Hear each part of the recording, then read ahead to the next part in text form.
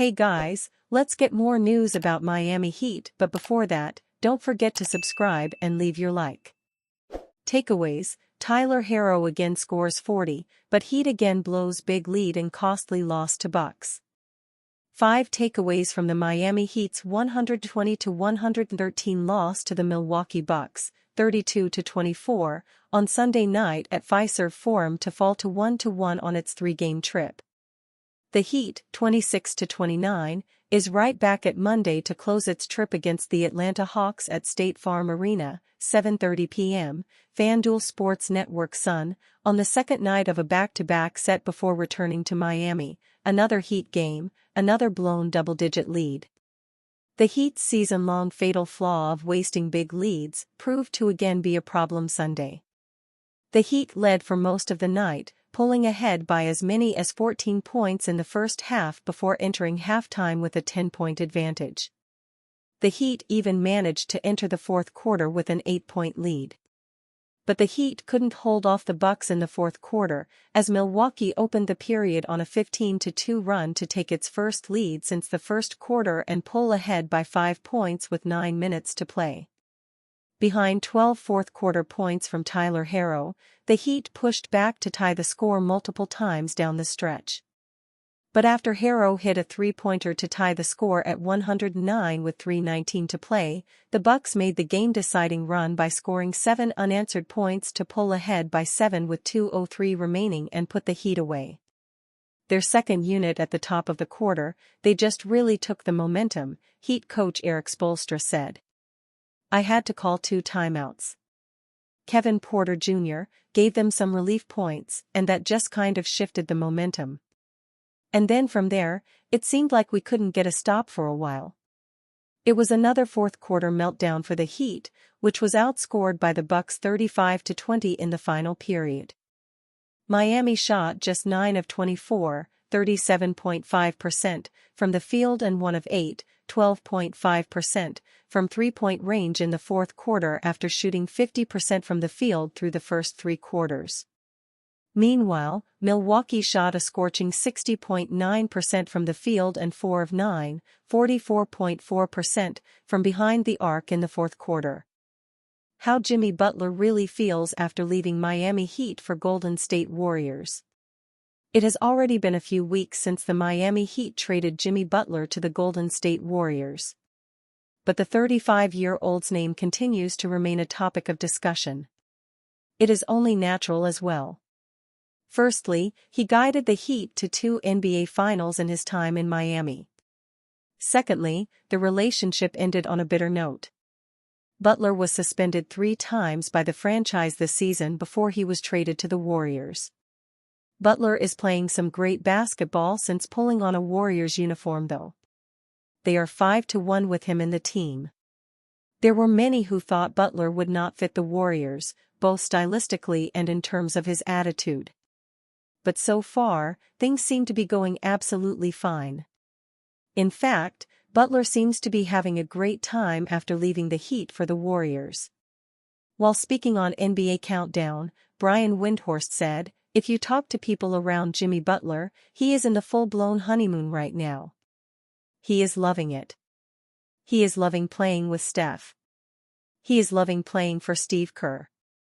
He is loving playing for Mike Dudley, the general manager who is a former teammate of his. This is a completely different opportunity than Miami was, where they operate a little bit like the military. The Warriors operate a little bit like a player's spa. They take care of their players in a different way. They have a different relationship with them. Jimmy is enjoying it. Butler seems to be bringing the best out of his new teammates. This was a Warriors team that had been struggling to string together wins for months. Now, they are 5-1 with Butler. Both Steph Curry and Draymond Green look rejuvenated. There seems to be a newfound belief around the place. The Warriors might actually be outside contenders this season if they can make the right adjustments. As for the Heat, it has been a tough transition. That was always going to be the case though when you trade the face of the franchise. Unfortunately, they look like a play-in team at the moment.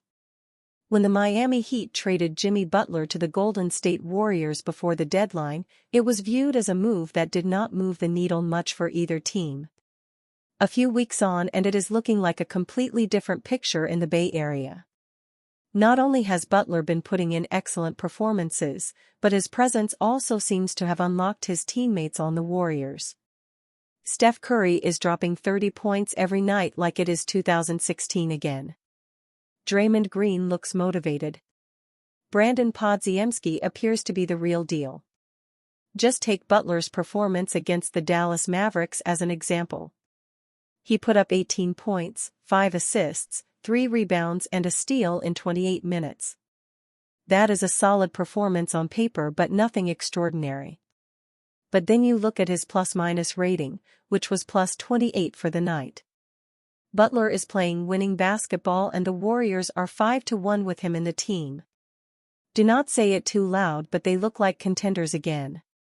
Heat fans appear to have taken notice of Butler's performances for the Warriors as well. One wrote on X, "Jimmy Butler is one of the best floor raisers of this generation TBH." Another wrote, "Jimmy Butler is going to be a champion, and he will do it with Stephen Curry at his side." It's heartbreaking. Well, it might be too early to make championship predictions. The Warriors still have their limitations. But they are playing some brilliant basketball right now, that is for sure, and the rest of the league should be worried.